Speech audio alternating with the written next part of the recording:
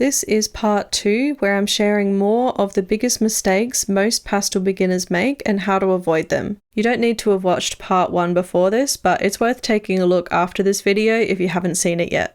I wasted so much money buying different pastel suppliers when I first started because I really wasn't sure what I needed in order to create the type of artwork that I liked.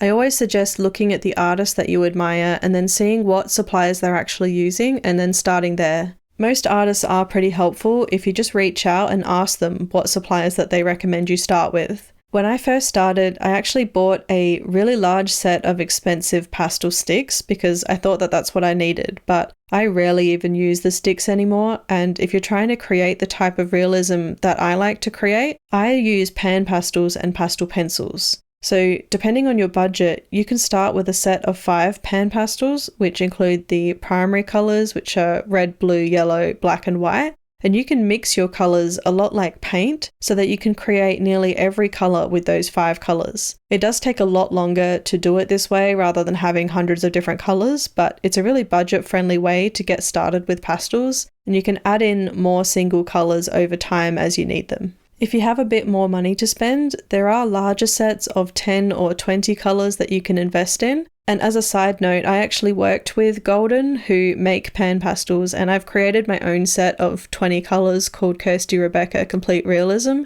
And I'm not saying this to try and sell my set, but there are lots of different options for sets of 10 or 20 colours if you do have a little bit more money to spend as well. That are a really good option that saves you a little bit of time with mixing colours. But in general, you don't need hundreds of different colours because you can easily blend pan pastels, unlike the soft pastel sticks, which are very hard to blend.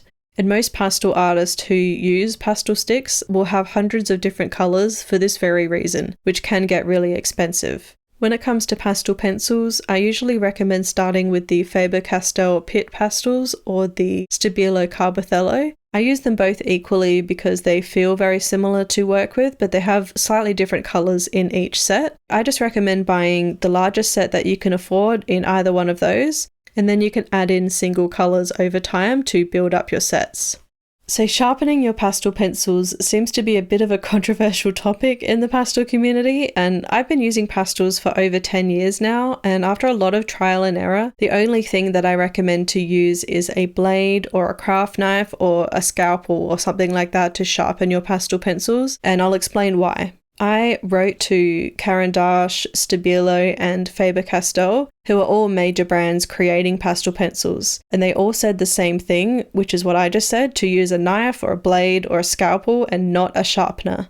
Faber-Castell specifically told me that their pastel pencils contain quartz sand, which actually destroys sharpener blades, and those damaged sharpener blades will end up damaging your pastel pencils, making them snap and crumble very quickly, which can end up being very costly. Pastel pencils are more fragile and they are softer than graphite or coloured pencils, so they're not really designed to keep a super fine point, and you honestly don't need a very fine point to get realistic results. A lot of other pastel artists will swear by using specific sharpeners for their pastel pencils, and there are a lot of different brands that people recommend. I have tried a lot of these, and I honestly don't recommend any of them for pastel pencils. I love them for coloured pencils, graphite, things like that, but not for pastel pencils. There are some sharpeners that do come with replacement blades, and that sounds like a good solution, but even if you do change the blade every time it starts to get blunt, you still run into a lot of other problems. Because of how soft the pastel core is, they're still going to break and crumble inside the sharpeners more often than coloured pencil or graphite. This means that you're going to spend more time taking apart the sharpener to try and retrieve broken bits of pastel from inside sharpeners, and then resharpening your pencil and trying to prevent your blade from dulling quickly. You're also sharpening away a lot of the actual pastel every time you use a pencil sharpener, which is obviously a waste of money, especially considering pastel pencils can range from about $3 to $8 Australian dollars or more per pencil. But if you just shave away the wooden casing on the outside of your pencil like I do, and then you're not wasting any of the pastel that's inside that pencil, you're just shaving away the wooden casing.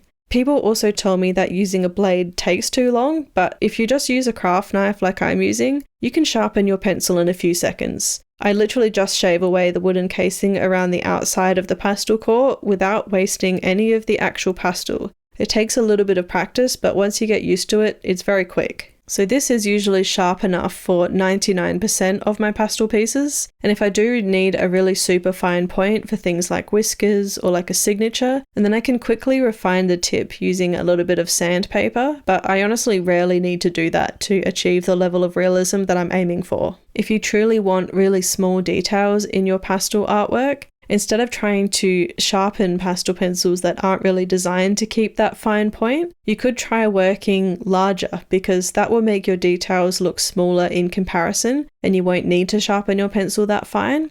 A lot of artists think that their work will look more realistic if they knew the perfect color to choose or if they add a lot of tiny details. But that's not the case. If you take a look at some of the beautiful paintings in galleries or museums, for example, the artwork looks realistic from a distance, and then when you get closer, all you can see is brush strokes and shapes and blocks of color. And the reason that their work still looks realistic from a distance is because their proportions and values are correct. So getting your darks dark enough and your lights light enough and your values in between correct, along with having accurate proportions, is going to make your artwork look realistic, even if your color choices aren't perfect and you don't add that many details. I could paint this cockatoo in black and white and it's still going to look realistic without any color at all. I could even paint the whole thing blue and it will look like it's in some weird blue lighting, but still realistic. There is no one perfect color for any subject. I get asked a lot about what the best color choice is for specific subjects, but there really isn't one. You can change the exposure or saturation of your reference photo or take a photo of the same subject in different types of lighting and you're going to get completely different color palettes, but they're all still going to look realistic. If you're seeing a blue color in your reference photo, you can grab a number of different blues. Just make sure that it's not too dark or too light in comparison to what you're seeing on the reference photo. It doesn't have to be the exact same color. I actually love adding in colors that are not in the original reference photo. Like in this piece, I added more blues and purples in the white feathers, which wouldn't seem like an obvious choice to some people, but this is mostly personal preference and a style choice, and it doesn't take away from whether the cockatoo still looks realistic or not. When it comes to details, and again, this is personal preference. If you want to add a lot of details and then go for it, but it won't necessarily make your artwork look more realistic unless your values and proportions are correct first.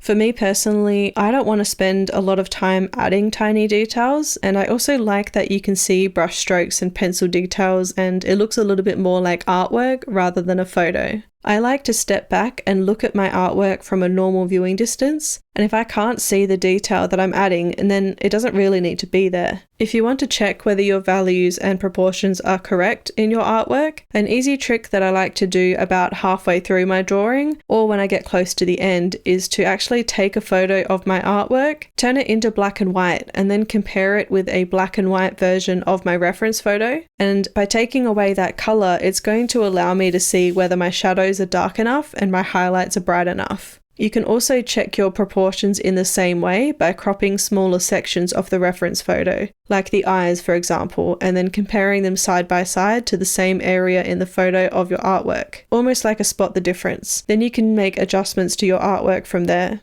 Are you struggling to make your artwork look more realistic? Or are you confused about which supplies to buy, which colors to use, and how to start your drawing? After sharing hundreds of my art tutorials, I've learned that most people go through the same struggles and have the same questions when it comes to learning how to draw realistically. And that is why I have created these tutorials, so you don't have to go through valuable years of trial and error and research and frustration. Join me and hundreds of other students just like you. Not only will you get access to a library of tutorials in a range of different mediums like pastels, colored pencils, charcoal, watercolor, and graphite, my tutorials are real-time and full-length, so they don't skip over any important sections or speed up any parts of the process. And they are fully narrated with voiceover instructions that explain exactly what I'm doing and why I'm making these choices, so you really can follow along every step of the way. Each tutorial comes with a full supply list, including the names of the colors I'm using, as well as any reference photos that you might need, including a traceable outline. You will also have access to beginner tutorials, where I show you all the basic things you need to know to get started. You'll learn everything from choosing and editing your reference photos to creating your initial outline. Why not give it a go and join me and hundreds of other students just like you so you can grow and develop your drawing and painting skills and take your art to the next level. If you add too much pastel to your artwork too soon, you won't be able to add more layers on top to get the amount of depth and details that you want. This usually happens in the first layer when people are using pan pastels. It can be really easy to add too much pastel to your surface without realizing it. You really want to add a very light layer of pan pastel in your base layer, and it's going to look quite messy and patchy, and there will be a lot of the paper color showing through. And this is how you want it to look, because that means there will still be enough texture in the paper to be able to add more layers on top. If you're just starting out, it can be a bit hard to tell if you've added too much pastel, but it honestly gets easier over time to work out a good balance. It's a good idea to practice on a scrap piece of pastel mat and just test out how much pan pastel you can add before you're unable to add pastel pencils on top. Another mistake that I used to make, that a lot of beginners also make, is pressing too hard with their soft tools when using pan pastels. Pastel mat paper has a little bit of texture to it, so if you press too hard with your sponges, you're going to wear them away very quickly.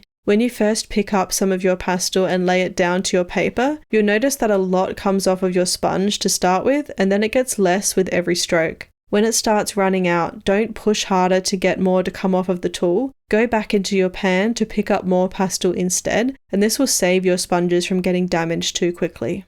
A lot of artists will use photos from Google, Pinterest, random social media accounts, or even screenshots from movies as reference for their own artwork, without thinking that there's anything wrong with that. And I did the same thing before I started thinking about the consequences and ethical concerns of doing this. The problem is that you didn't take that photo. Copyright belongs to the person who created the original artwork, and this applies to any photos that you find on the internet, whether that's of wildlife or people, celebrities, Disney characters, or movies. Unless you get permission from the original photographer or creator to use their work as reference for your own artwork, you can potentially get into legal trouble for violating copyright laws. And don't get me wrong, we've all probably done this without thinking about it. I've drawn a few celebrities in the past as well, and you probably won't get caught or challenged for doing it. But I draw a lot of realistic subjects like wildlife and human portraits, and I tend to use a lot of photos taken by talented photographers. I stopped drawing from photos without permission many years ago because ethically it feels wrong. Photographers are artists as well. Imagine how it would feel if someone took your original drawing and then just copied it and maybe changed a couple of things about it, but it still very much looks like your artwork. And then they started posting it on social media or trying to sell it or enter it in galleries and competitions. So that's how photographers can feel as well when you're using their photos, which is their artwork, for your own artwork. The easiest way to find photos to use as reference photos for your artwork is to use royalty-free sources like Pixabay, Unsplash, and Pexels. If you want something more specific, like detailed wildlife photos, there are websites that cost a little bit of money, but usually the quality of their photos is really worth it as well. With these royalty-free websites, the photographers that are uploading their images to these sites have given permission to use them freely. So that means you can go to these websites and pick out whichever photos you like, and you'll know that the photographer themselves has already given permission for you to use those photos. I've also found that if I really love a photo that I found on a social media account, contacting the photographer and asking for permission to use it often works. And quite often they're happy to let you use it, but you need to ask first. If you're just practicing in a sketchbook for yourself and you're not planning on selling your work or entering it in shows or sharing it on social media or anything like that, obviously you can use whatever photos you like, but it's best to use photos from royalty-free websites or get permission from the photographer wherever you can, especially if you're planning on showing your work to others. It's really easy to accidentally smudge your pastel artwork while you're working on it. So I recommend resting your hand on a piece of glassine or a sheet of scrap paper. Glassine is great because it doesn't stick to the pastel dust as much as the scrap paper does. Just remember that when you need to move your paper, just make sure that you lift it up and place it back down rather than dragging it across your artwork. I also recommend cutting your drawing surface so that it includes a border around the outside of your artwork. For example, if your artwork is an 8-inch by 10-inch piece, you want to cut the paper down to about 9 inches by 11 inches so that you end up with a 1/2 inch border around the outside of the piece. If you use masking tape or washi tape or something like that to tape your work down, you can keep that border clean so that there's no pastel on it at the end. This will be able to help you move your piece around or store it or frame it without having to touch the pastel itself. And if you do sell your work unframed, having that nice clean border around the outside also makes it look a lot nicer and helps stop the customer accidentally smudging things as well. Another tip to reduce smudging your pastel artwork is to keep your area clean in general so that you're not accidentally resting your hand on excess dust and then transferring it to your drawing surface. I used to automatically blow away the pastel dust that was sitting on my artwork, but that also causes more mess and you end up breathing in that pastel dust as well, which isn't great. So recently I've actually been using a mini USB vacuum cleaner that I found on Amazon for really cheap. And I'd keep this only for my pastel artwork, and I basically just hover it over the top of my work about 1 centimeter above it without touching it, and just do that every so often throughout my process to collect any of the excess dust and keep my area clean. If you haven't watched part 1 of this video, I will leave a link in the description for you to watch that as well.